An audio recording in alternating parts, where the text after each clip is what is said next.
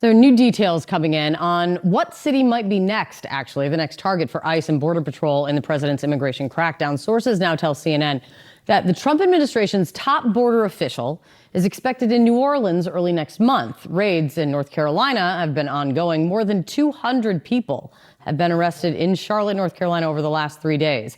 And it's not just Charlotte. Federal agents have also been seen in Wake and Durham counties. CNN's Diane Gallagher is in Charlotte tracking all of this for us. What is the latest that you're picking up, Diane? You know, Kate, we're in East Charlotte where many immigrant-owned businesses and immigrants in the city tend to live. And if I am quiet for just a moment, you hear nothing.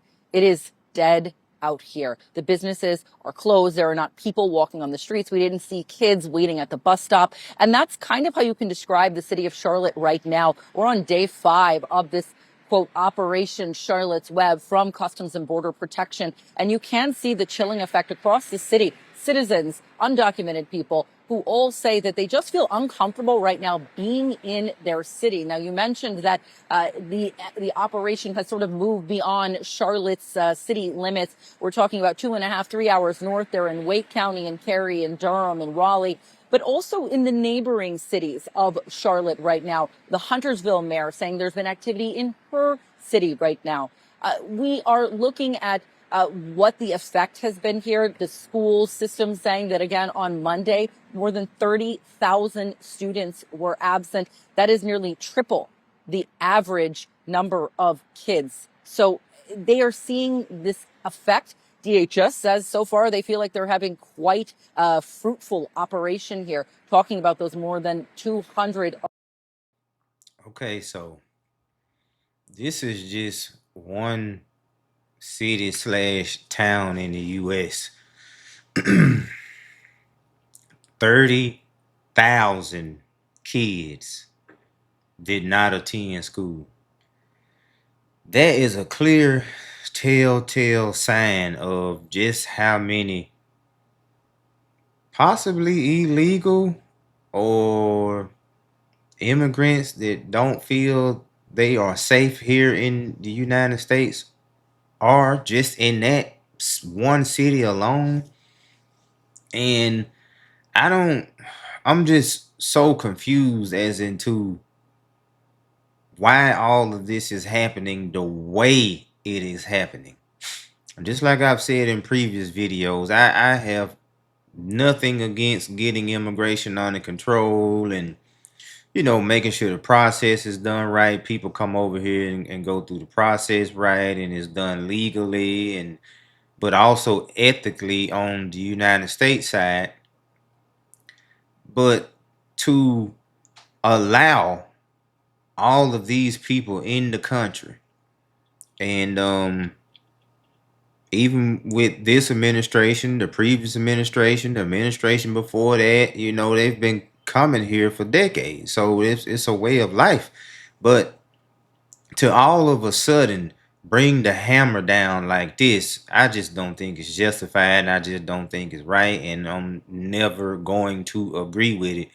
But what I keep reiterating is that it's no way possible that you will deport this many people out of the country that have a large, important, and pivotal role in regards to the United States labor force is not gonna come back and hurt us all. Like, and that's the thing about what's going on with this administration. It's like they making impulse decisions and doing stuff out of a whim and not thinking about the consequences and the repercussions. Hence the tariffs. Like you can't come in and strong arm the whole world and say, I'm gonna put this tariff on you, that tariff on you, this tariff on you, and it don't affect and hurt America as a whole in some kind of way. And it's the same thing with this. It may not be having an immediate effect, but the effect is going to snowball and it's going to grow so big that it's probably going to go ahead and cripple the economy. And hence I was mentioning about close to the end of this current administration's term, we will see that 18 to 18.5 year cycle come to fruition. We are going to have that massive financial reset. And the American people just caught in the middle of all this mess that's going on. And I'm gonna say it probably a million times on this channel, I can't see how doing this benefits the country in some type of positive way. I just don't see it, other than someone's personal vendetta or someone's personal agenda. And another thing I want to bring up, I think in the next, don't hold me concrete to these numbers, but I want to say the next 20 years or so, the minority will be the majority here in the United States.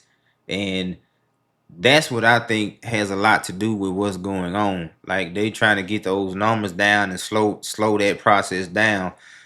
Because once the minority becomes the majority, it makes it a lot harder for the 1% to control the country.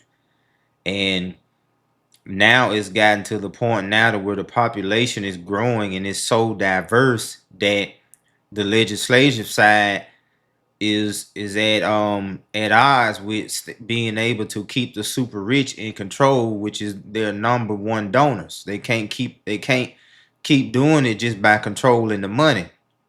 And that's the thing. The United States was built on legislation. It was built on rules and laws. And what's been happening is over the last, I don't know, 100 or so years, the rules and laws and the Constitution been bent, turned around, twisted up like a pretzel.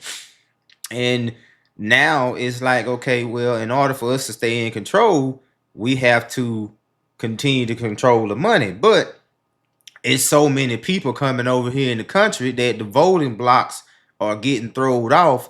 And so if you can't get the votes to get certain people in certain positions, you can't control the money.